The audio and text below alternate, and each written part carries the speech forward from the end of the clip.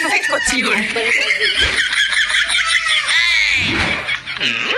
11টা বাজে এখনো রান্না চাপাইনি, নিশ্চয়ই ঘুমাচ্ছে। কোথায় গেল?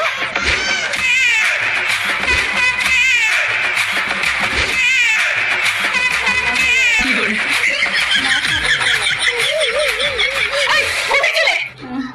কাজ করছিলাম মা, খাটে তুলে কত নোংরা হয়েছে জানেন? নিশ্চয়ই বাপের বাড়ি যাচ্ছে, কিছুতেই যেতে দেওয়া যাবে না। এখন বাপের বাড়ি যাওয়া হবে না। পাড়ার অনেকে তীর্থে যাচ্ছে মা, তাই আপনার টিকিটটা করে দিয়েছি। যান।